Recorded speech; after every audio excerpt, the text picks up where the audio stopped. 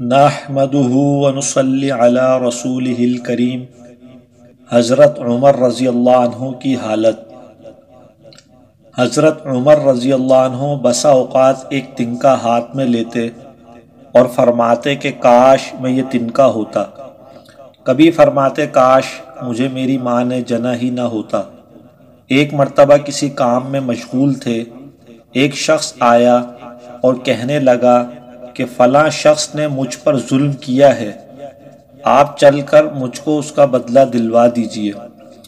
آپ رضی اللہ عنہ نے اس کو ایک درہ مار دیا کہ جب میں اس کام کے لیے بیٹھتا ہوں اس وقت تو آتے نہیں، جب میں دوسرے کاموں میں مشغول ہو جاتا ہوں تو آ کر کہتے ہیں کہ بدلہ دلوا دو۔ وہ شخص چلا گیا۔ آپ رضی اللہ عنہ نے آدمی بھیج کر اس کو بلوایا اور درہ اس کو دے کر فرمایا کہ بدلہ لے لو۔ اس نے عرض کیا کہ میں نے اللہ کے واسطے معاف کیا۔ گھر تشریف لائے، 2 رکعت نماز پڑھی، اس کے بعد اپنے آپ کو خطاب کر کے فرمایا کہ اے عمر، تو کمینہ تھا، اللہ نے تجھ کو اونچا کیا، تو گمراہ تھا، اللہ نے تجھ کو ہدایت کی، تو ذلیل تھا، اللہ نے تجھ کو عزت دی، پھر لوگوں کا بادشاہ بنایا۔ اب ایک شخص آ کر کہتا ہے کہ مجھے ظلم کا بدلہ دلوا دے تو اس کو مارتا ہے، کل کو قیامت کے دن اپنے رب کو کیا جواب دے گا؟ بڑی دیر تک اسی طرح اپنے آپ کو ملامت کرتے رہے۔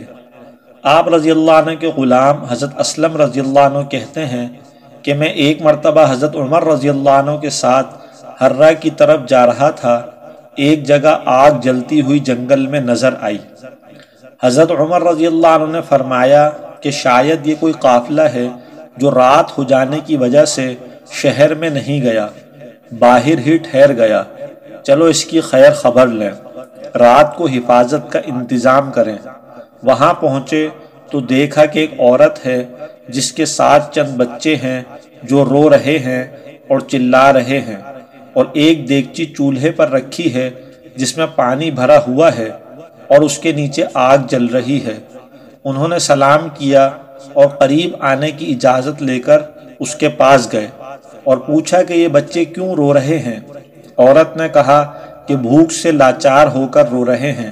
دریافت فرمایا کہ اس دیگچی میں کیا ہے؟ عورت نے کہا کہ پانی بھر کر بہلانے کے واسطے آگ پر رکھ دی ہے کہ ذرا ان کو تسلی ہو جائے اور سو جائیں۔ امیر المومنین عمر کا اور میرا اللہ ہی کے ہاں فیصلہ ہوگا کہ میری اس تنگی کی خبر نہیں لیتے۔ حضرت عمر رضی اللہ عنہ رونے لگے اور فرمایا کہ اللہ تجھ پر رحم کرے، بھلا عمر کو تیرے حال کی کیا خبر ہے؟ کہنے لگی کہ وہ ہمارے امیر بنے ہیں اور ہمارے حال کی خبر بھی نہیں رکھتے۔ اسلم رضی اللہ عنہ کہتے ہیں کہ حضرت عمر رضی اللہ عنہ مجھے ساتھ لے کر واپس ہوئے اور ایک بوری میں بیت المال سے کچھ آٹا اور کھجوریں اور چربی اور کچھ کپڑے اور کچھ درہم لیے، غرض اس بوری کو خوب بھر لیا اور فرمایا کہ یہ میری کمر پر رکھ دے۔ میں نے عرض کیا کہ میں لے چلوں؟ آپ رضی اللہ عنہ نے فرمایا نہیں، میری کمر پر رکھ دے۔ 2-3 مرتبہ جب میں نے اصرار کیا تو فرمایا کیا قیامت میں بھی میرے بوجھ کو تو ہی اٹھائے گا؟ اس کو میں ہی اٹھاؤں گا، اس لیے کہ قیامت میں مجھی سے اس کا سوال ہوگا۔ میں نے مجبور ہو کر بوری کو آپ کی کمر پر رکھ دیا۔ آپ نہایت تیزی کے ساتھ اس کے پاس تشریف لے گئے، میں بھی ساتھ تھا۔ وہاں پہنچ کر اس دیگچی میں آٹا اور کچھ چربی اور کھجوریں ڈالی اور اس کو چلانا شروع کیا اور چولہے میں خود ہی پھونک مارنا شروع کیا۔ اسلم رضی اللہ عنہ کہتے ہیں کہ آپ رضی اللہ عنہ کی گنجان داڑھی سے دھواں نکلتا ہوا میں دیکھتا رہا حتیٰ کہ حریرہ سا تیار ہو گیا۔ اس کے بعد آپ نے اپنے دستے مبارک سے نکال کر ان کو کھلایا، وہ سیر ہو کر خوب ہنسی کھیل میں مشغول ہو جائے، اور جو بچا تھا وہ دوسرے وقت کے واسطے ان کے حوالے کر دیا۔ وہ عورت بہت خوش ہوئی اور کہنے لگی اللہ تمہیں جزائے خیر دے، تم تھے اس کے مستحق کہ بجائے حضرت عمر کے تم ہی خلیفہ بنائے جاتے۔ حضرت عمر رضی اللہ عنہ نے اس کو تسلی دی اور فرمایا کہ جب تم خلیفہ کے پاس جاؤ گی تو مجھ کو بھی وہیں پاؤ گی۔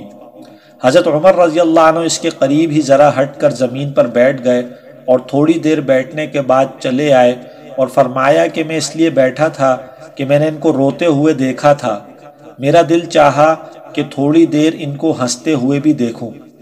صبح کی نماز میں اکثر سورہ کہف، طٰہٰ وغیرہ بڑی صورتیں پڑھتے اور روتے کہ کئی کئی صفوں تک آواز جاتی۔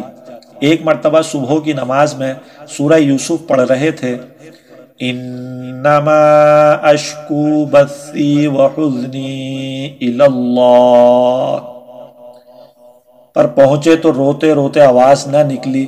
تہجد کی نماز میں بعض مرتبہ روتے روتے گر جاتے اور بیمار ہو جاتے۔ فائدہ یہ ہے اللہ کا خوف اس شخص کا جس کے نام سے بڑے بڑے نامور بادشاہ ڈرتے تھے، کانپتے تھے۔ آج بھی 1350 برس کے زمانے تک اس کا دبدبہ مانا ہوا ہے۔ آج کوئی بادشاہ نہیں، حاکم نہیں، کوئی معمولی سا امیر بھی اپنی رعایا کے ساتھ ایسا برتاؤ کرتا ہے۔